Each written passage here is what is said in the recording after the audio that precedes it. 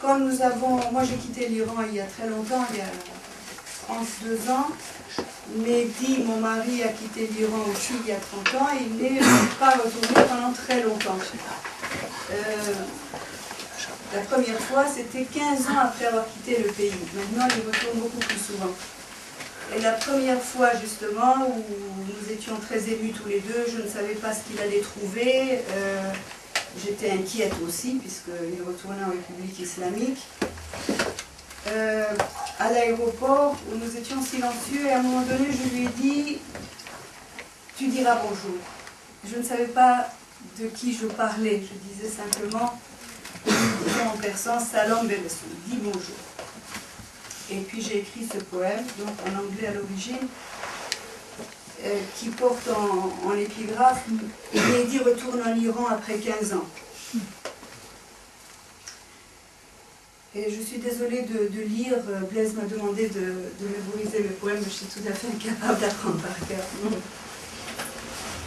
Depuis l'avion, tu verras des milliers de kilomètres de désert, gris, fripés comme les peaux des éléphants qu'Alexandre, en route pour l'Inde, fit traverser ici.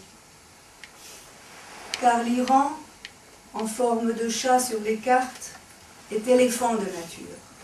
Sa mémoire totale, sa peau trop épaisse pour les pics de l'histoire. À cette peau, à ce désert, tu diras bonjour. Quant à l'aéroport, hébété par une nuit sans sommeil, tu verras derrière un mur de verre les gens regardant vers le monde extérieur qui n'ont pas le droit de toucher. Ces gens au visage familier, à la langue connue, ces gens vivants, mais à peine, ces gens que nous ne connaissons plus. Tu diras bonjour. Quand tu rouleras à travers le désert et que ton bras dans la brise nocturne se lèvera pour toucher une étoile dans le ciel constellé, quand tu goûteras les goûts de l'Iran et fermeras les yeux en reconnaissant les figues jaunes et lisses et l'eau de source glacée, quand tu entendras les bruits de l'Iran, bâillements de vieilles montagnes, fracas des vagues caspiennes, tu diras bonjour.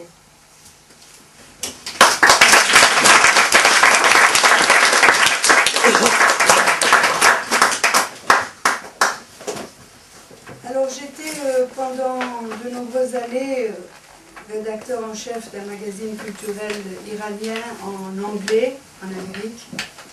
Et j'ai fait un numéro spécial pour un de nos grands romanciers, Sader Hedayat, qui s'est suicidé à Paris en 1951, à l'âge de 48 ans. Et au moment de faire ce numéro spécial, je me suis souvenue d'une phrase que mon père m'avait dite il y a très très longtemps de cela. Donc je l'ai mise en exergue. Le poème s'appelle Pour Sader. Il faut que j'explique aussi qu'en Iran, c'est la coutume quand les gens partent en voyage de vider derrière eux un bol d'eau pour leur souhaiter bonne route. Pour les protéger aussi, on les fait passer sous le Coran et on vide ce bol d'eau. Alors l'exergue, la première fois que j'ai vu Sader Hedayat, me dit mon père, j'ai eu la certitude qu'il se tuerait un jour. Donc, un signe marquerait le front du voyageur avant même que le voyage ne commence. Un indice indiquerait la porte entr'ouverte sur le monde au-delà.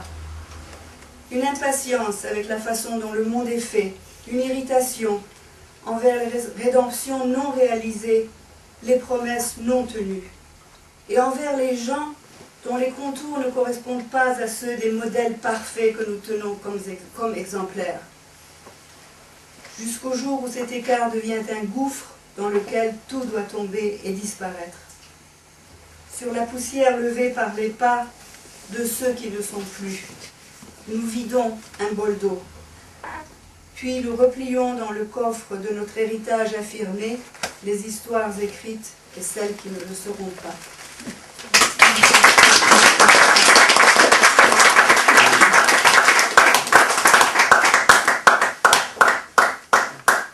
Alors là, j'ai un peu hésité avant de vous dire de quoi il s'agit dans ce poème. qui s'appelle Maurice. Mais le plus simple, c'est de le dire simplement que pour ceux d'entre vous qui l'ignorent, mon père a été exécuté la première année de la Révolution islamique, enfin 2 mois après la Révolution. J'habitais Paris à l'époque. Et vous imaginez mon état d'esprit. Ce poème donc s'appelle Maurice. Et c'est ce qui m'arrivait tous les soirs. Assis côte à côte sur un banc, moi à moitié ivre et lui à moitié fou, nous écoutions la nuit. C'était l'année où mon père avait été tué. Je marchais chaque soir à pas lents et mesurés jusqu'au jardin au bout de notre rue à Montparnasse. Nous restions assis sous les branches frémissantes. On le laissait parfois sortir le soir, disait-il, quand la journée avait été bonne. Je suis enfermé depuis longtemps, disait-il. C'est bon de sentir la nuit. Elle m'a quitté, disait-il. Elle est partie sans se retourner. C'est elle qui m'a fait enfermer, je le sais. Parfois, il pleurait. Parfois, c'était moi. Je disais, la balle qui a traversé le cœur de mon père a continué tout droit et m'a frappé ici, à la base du crâne. Il disait, ça fait un long voyage pour une balle. Nous parlions avec la tolérance tranquille et la sollicitude de clodo partageant une grille de métro. La douleur me rendait invincible où je n'aurais pas passé de temps avec un fou à minuit dans un jardin désert. Je crois me souvenir qu'il s'appelait Maurice. C'était mon seul ami.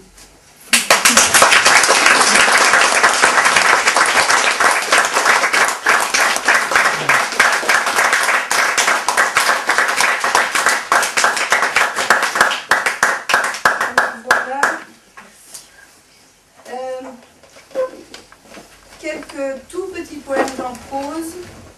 Les feuilles sont grandes, ne vous inquiétez pas, il n'y a que quelques lignes sur chaque page. Nous connaissons tous des gens dont l'égoïsme dépasse absolument toutes les bornes. Nous en souffrons, nous nous en amusons aussi.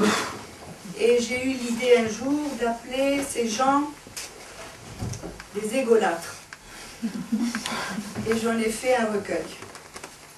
Donc j'ai tenté de trouver une définition. Égolâtre, non masculin pluriel, égolâtre avec une S. Individu est pris de lui ou d'elle-même au point de ne voir les autres que dans la mesure où ils peuvent le refléter. Par sa fixation absolue sur sa propre personne, l'égolâtre se différencie de l'égoïste, un individu qui plus ou moins consciemment fera toujours passer ses intérêts ou ses besoins avant ceux des autres, du narcissique, qui trouve parfaite sa propre apparence physique et dont tous les efforts tendent ou à se contempler ou à se faire admirer, et enfin de l'égocentrique, pour qui la seule fonction du monde est de lui servir de cadre. L'égolâtre englobe ces 3 types en y rajoutant une dimension nouvelle. Si pour l'égoïste, le narcissique et l'égocentrique autrui existent, au moins vaguement, l'égolâtre n'a vraiment conscience que de sa propre personne. Alors, quelques petites définitions, quelques petits exemples. En fait, l'égolâtre vit sous le feu de ses propres projecteurs sur une scène obscure où il occupe le seul cercle lumineux. Un petit peu comme moi ici. Depuis cette position avantageuse qui laisse la périphérie dans l'ombre, il peut se pavaner à son gré. Mon Dieu, j'aurais pas dû choisir. Pérorer, son monologue sera d'autant plus étincelant qu'il ne supporte aucune interruption et étaler sans vergogne le splendide éventail de ses plumes irisées.